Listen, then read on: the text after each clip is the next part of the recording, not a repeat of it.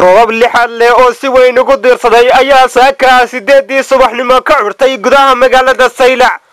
roobkani oo ahaa mid aad u xooggan ayaa guud ahaanba waxa uu biyo dhigay magaalada Saylac. goobaha suuqa iyo magaalada dhexdeeda ayaa waxaad ku arkaysay biyo badan oo markaasi soo fatahay, halka qasaaraha uu geystay dhowr guri oo ka dumay magaalada Saylac. roobkani oo isagu ahaa mid aad u weyn ayaa waxa uu qasaare u geystay ilaa 7 guri oo iyagu ka mid ah guryaha magaalada Saylac.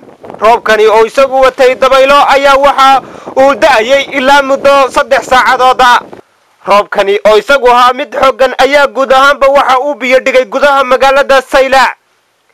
qaar ka tirsan xildhibaanada golaha deegaanka ee degmada Saylac oo kula kulanay magaalada dhexdeeda iyagoo xilligaasi ku guda jiray sidii roobkani maanta waxa noo daaday nimcadii Ilaahay alxamdulillah waan ku mahadinaynaa. wadankan muddo 4 sano 5 sano meelahaas roob kama diin, xoolaha iyo dadku way iisheen, roob la'aan abaar xun baa ka dhacday. Ilaahay abaartu naga soo furtay alxamdulillah rabbil caalamiin. xilli loo baahnaa buu daay roobkani, xilli loo baahnaa buu daay, xilli wanaagsan buu daay.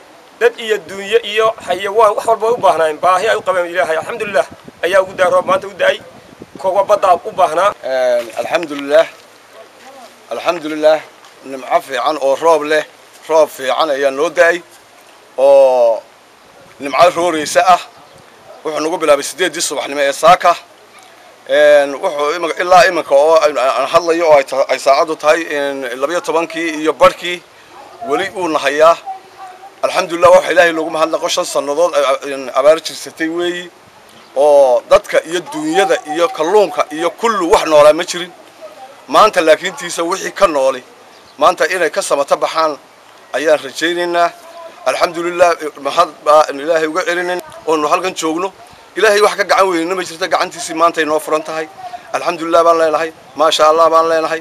dadku inay ku xamd si kastaba ha haatee muddooyinkii ugu dambeysay ayaa roobabkani waxay ka soo curanayeen magaalooyinka Saylac iyo Looyacado, iyadoona maanta si weyn guud ahaanba uu roobkani u maasheeyay gudaha magaalada Saylac. waana roobkii ugu weynaa ee abid ka daa magaalada Saylac.